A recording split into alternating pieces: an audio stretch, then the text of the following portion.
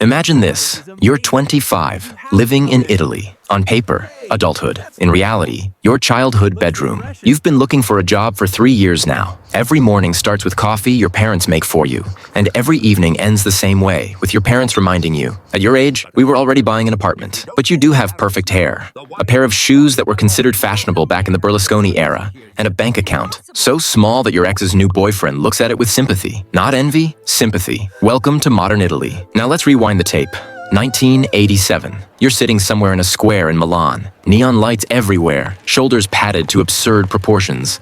Hairstyles the size of a compact car. Everyone is selling something, buying something, investing, getting rich. Italy is at its peak, one of the largest economies on the planet. Everyone is certain it will last forever. Money is spent easily. Lira banknotes rustle pleasantly, and the future feels as endless as the line for espresso. At that moment, no one is asking what this whole celebration is actually built on, because at parties, people rarely ask those questions. Now let's jump forward again to 2025. The party ended a long time ago. The music is off, the guests are gone, and the apartment owner is staring at the repair bill and realizing there's no money. Italy is the only major developed country that has barely moved forward over decades. The world ran ahead, and it stayed at the same bus stop, with the same suitcase and the same timetable, where it still says soon. The worst part isn't the crisis. Everyone has crises. The worst part is stagnation. The economy seems to have pressed pause and forgotten where the play button is. And this is where things get interesting. Now we'll explain why the country of pizza, beautiful women, wine, and fashion ended up an economic outsider, and why living there has become almost impossible. Make yourselves comfortable. It's going to be interesting. You might be surprised, but the miserable state of the Italian economy is not the fault of global markets, evil foreigners, or even the euro. The main culprit is a good old habit developed back in the golden years. Italy used to live by a simple rule. If something goes wrong, make money cheaper, just devalue the lira. It worked roughly like this. Say you have a furniture factory somewhere near Bologna. You make wardrobes. In a neighboring country, the same wardrobe is made faster, more precisely, and cheaper. What do? Invest in technology, change processes, train your staff? Why bother? You can simply make your currency cheaper, and suddenly your wardrobe becomes a good deal. It's cheaper compared to competitors and more attractive to buyers. But it didn't become better. Only the numbers changed. This was lazy economic magic, and Italy got seriously hooked on it for decades. But every trick has a price. When you devalue your money, everything imported becomes more expensive. Fuel, energy, raw materials, living costs rise. To prevent people from rebelling, wages start rising automatically. Businesses don't like that. They complain again. The government helps again, and the circle closes. As a result, the country lived in a permanent compromise. No one became truly efficient, but somehow everyone got by. For a while, then came the moment when the trick was no longer allowed. The transition to the euro was not an economic event, but a psychological trauma. Imagine someone who treated pain with pills their whole life, and then was told, from now on, only the gym and discipline. Good luck. And that's when an unpleasant truth emerged. While other countries were building muscle, automating, scaling up, entering new markets, Italy was preserving coziness. Small family businesses, familiar schemes, old approaches. It was beautiful. It was very Italian, but it scaled badly. The euro didn't kill Italy. It simply stopped saving it. And without its familiar crutch, the economy wasn't ready to run a marathon. It was used to taking a stroll. Today, Italy is a country with stunning culture, cuisine, lifestyle, and chronic economic hangover because of that old good habit of devaluing its currency. Now, it's time to pay the bill. Reason number 2, an economy that never grew up. The I'm fine as I am syndrome. So, Italy lost its currency button labeled, make it cheaper and don't worry. The euro arrived. The lira left. The trick stopped working. One might think that at this point, businesses would shake themselves awake, down a double espresso and say, that's it, time to grow up. Time to automate. Time to stop keeping accounts in a notebook with kittens on the cover. But no, Italy looked at the new reality and decided to change nothing.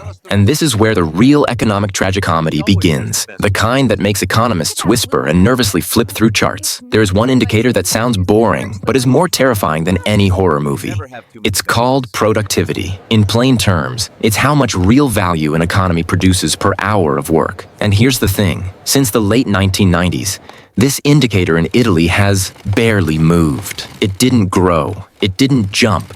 It didn't even creep forward slowly but steadily. It just stayed where it was, as if it forgot that time exists at all. While in other countries, people started producing twice as much in the same working day, writing more code, manufacturing more goods, serving more customers. Italy continued to live in the mode of, it sort of works and that's fine. Why? Welcome to the country of eternal business childhood. Italy adores small companies, not just likes them, it turns them into a cult. The corner bakery where the owner knows every customer by name. The family workshop run by 3 brothers, an aunt, and someone from next door. It's charming, it's atmospheric, it's wonderful for tourists. But for a modern economy, it's like racing in Formula One on a bicycle with a basket. The fact is simple and brutal. Most Italian companies are tiny, not small, but microscopic. They employ fewer people than an average apartment building WhatsApp group. And here's another unpleasant fact. Micro businesses almost never invest in the future. If you run a 6-person company where the director is your uncle, the accountant is his wife, and marketing is handled by a nephew, because he knows Instagram but you're not going to, implement complex IT systems, hire analysts, restructure processes, experiment with markets. You're going to think about how to make it to August and shut down for vacation. And here's the key point. This isn't because Italians are lazy or stupid. It's because growing in Italy is dangerous. Imagine you own a company. You have 13 employees. Things are going reasonably well. You think, should I hire one more? And then you approach a line that says 15 employees. Step over it, and you enter a completely different game. New laws, new inspections, new requirements, new paperwork, new fines. Firing someone becomes almost like divorcing a relative through the courts. Unions, regulations, inspectors. What does a rational person do? Exactly. They don't hire the 15th employee, or they hire through connections, or they split the business into 2 companies, or they simply decide that this is enough. As a result, companies are kept artificially small, and small companies cannot scale, cannot compete in large markets, cannot afford technology, and cannot increase productivity. But that's not all. Now let's add Italy's favorite ingredient, family management. In many countries, when a business grows, the founder eventually says, okay, I'm good at creating things, but now we need a professional. And they hire a manager who knows how to count, optimize, and make unpleasant decisions. In Italy, more often they say, well, the son seems fine. Let him do it. It doesn't matter that the son hates the business, understands nothing about management, wanted to be a DJ, and considers Excel a form of dark magic. He's the heir. Therefore, he's the CEO. Studies, very dry and very depressing, show that such companies perform noticeably worse than those run by professionals. But tradition outweighs logic, and so we get the perfect cocktail. Millions of microfirms. Fear of growth, management by last name, minimal investment, and zero technological breakthrough. And then we wonder why the economy hasn't become faster, smarter, or stronger. While the world was building corporations, platforms, and global brands, Italy bet on the family approach. It's warm, it's cozy, it smells nice, but coziness doesn't scale. Now let's look at the point where it stops being funny. The third reason is the demographic cliff. An economy without a Smena Caraula, without a generational handover. Imagine a football team. The field is there. The stadium is there. The fans are in their seats, but the bench is empty. The players on the field are tired, running slowly, and there's no one to replace them. The match continues, but the outcome is predictable. That's what Italy looks like today. The economy is not an abstraction. It's not charts or reports. It's people, those who go to work, and those who then go out and spend money. And something strange is happening in Italy. People don't suddenly disappear. They simply don't show up to replace those leaving. Let's start with a simple observation. In Italy, you increasingly see towns where on a weekday at 9 in the morning, only 2 places are busy, the bar and the pharmacy. In the bar, the same faces. In the pharmacy, the same people, just in a different line. Around them, silence. Not because it's the middle of nowhere, but because the generation that should have been making noise either left or was never born. Now for the numbers. Without boredom. For a country to at least stand still, each generation has to replace itself. In Italy, this isn't happening. Fewer people are being born than needed, even to simply maintain the level. This isn't a decline. It's a slow self-shutdown without panic. The most disturbing part isn't the numbers, but the contrast. The country is peaceful, no wars, no devastation, good healthcare, long life expectancy. And yet, fewer children than ever. Not because people can't, but because they don't want to or can't make it work. Why? Because having children is a bet, and young Italians live in a mode of don't make sudden moves. Imagine a couple in their 30s. Both work, temporary contracts. Salaries aren't disastrous, but nothing to celebrate either. Half of their income goes to taxes and housing. Any unexpected event, a car repair, a doctor's visit, a move, knocks them off balance. In this reality, a child isn't joy. It's a financial quest on expert level.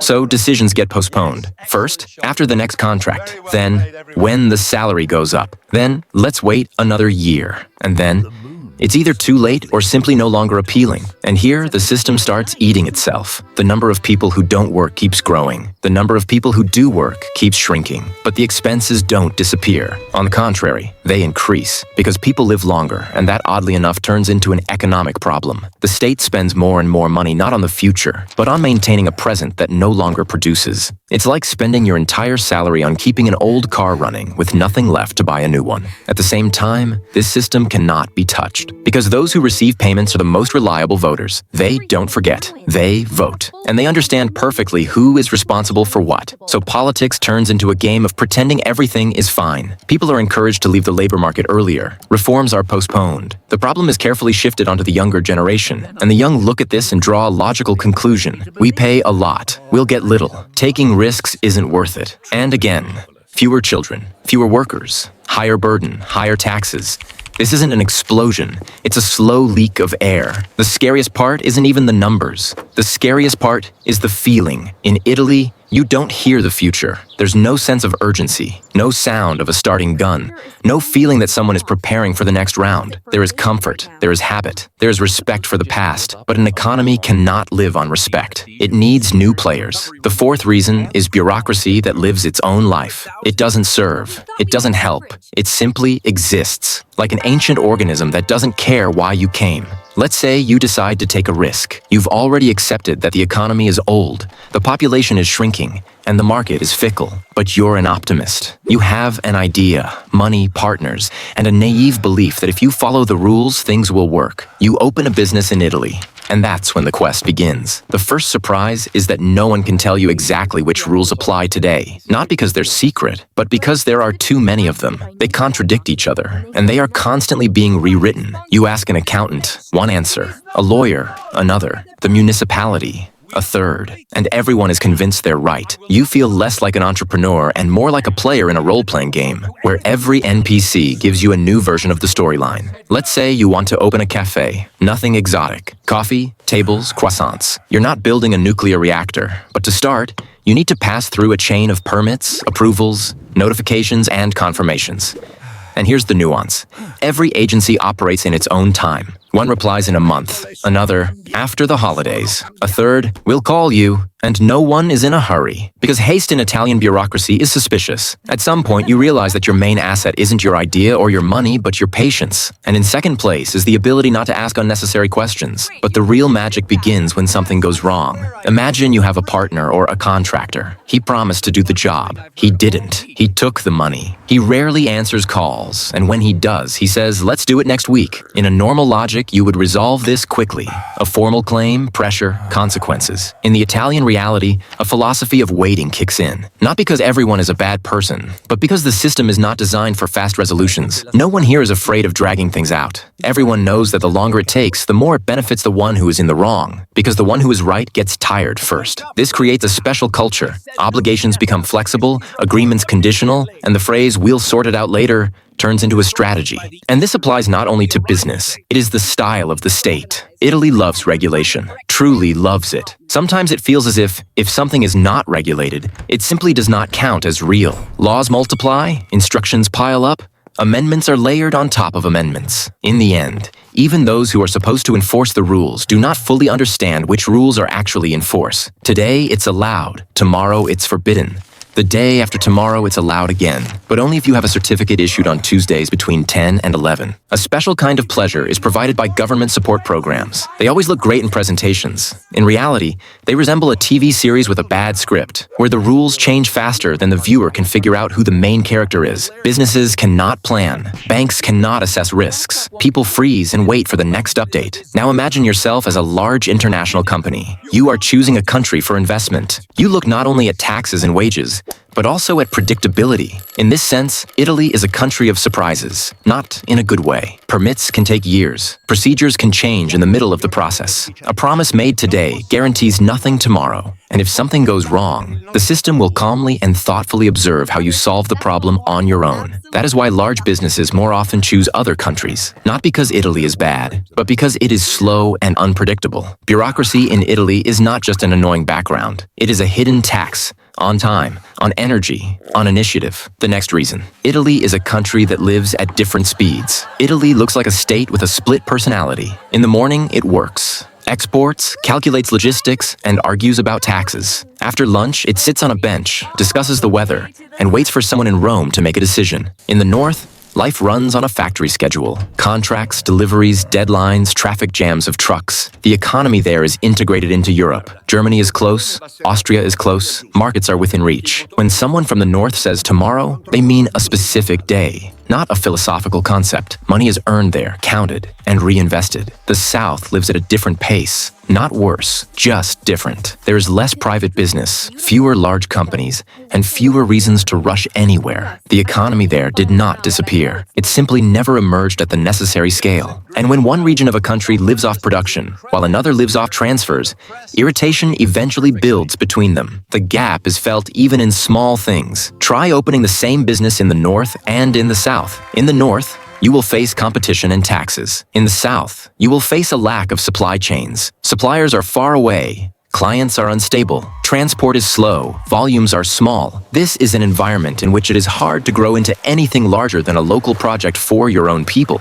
On top of that, comes a factor everyone knows about and everyone tries to speak about carefully. Organized crime in the South is not a legend and not a TV series. It is a constant background risk. It does not always look like chases and threats. More often, it looks like additional conditions. For business, this means extra costs, uncertainty, and the feeling that the rules of the game can change at any moment. Large investors do not like such places. They prefer boredom and predictability. When the private sector is weak, the vacuum is filled by the state. In the South, it has become the main employer, the main source of stability, and the main distributor of income. Jobs appear where there is a budget, and budgets are distributed through politics. As a result, work increasingly becomes part of a loyalty system. Support the right person and you get a position. Don't support them and you wait for the next cycle. The North looks at this with poorly concealed irritation. People there pay more taxes and feel that this money dissolves somewhere far away without turning into growth. This sense of injustice builds up over years and regularly spills into political movements that build their rhetoric on a simple thesis. We work, and someone else lives at our expense. As a result, the country moves unevenly. One engine pulls, the other idles. Overall speed drops because the balance has to be maintained constantly.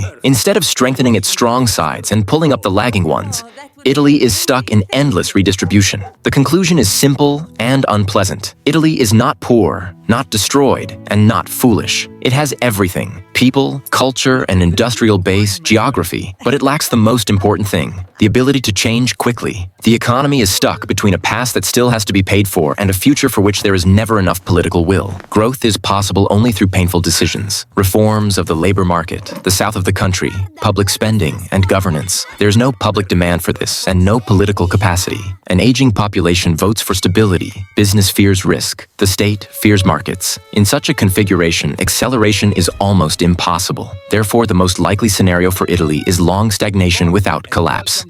The country will live normally, beautifully, and relatively comfortably, but without breakthroughs, without a new economic miracle, and without a return to the leaders. Zero growth is not a catastrophe, but a stable trajectory, and it is unlikely to escape it in the coming years.